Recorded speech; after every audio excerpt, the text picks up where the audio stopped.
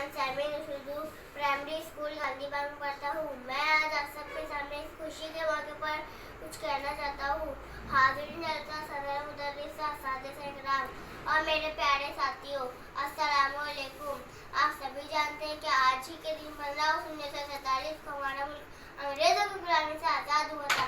इसीलिए हम हर साल 15 अगस्त को यहाँ आज़ादी का मनाते हैं। हमारे मुल्क के बड़े बड़े रहनुमा गांधी जी, दादा भाई नौरोजी जी, भगत सिंह वगैरह ने हमारे मुल्क को आज़ाद करने के लिए बहुत जद्दोजहद की। इसके खातिर जेल भी गए, हमने बहुत कुर्बानियाँ दी गई, शहीद हुए। इसके बाद हमें आज़ादी मिली। हमारे मुल्क में ये दिन बड़े धूमधाम से मनाया जाता है। हमारे मुल्क को आज़ाद हुए 75 साल पूरे हो चुके हैं। हमें हमारे मुल्क के लिए हमेशा आगे रहना चाहिए। इस शेर के साथ मैं अपनी तकदीर खत्म करता हूँ।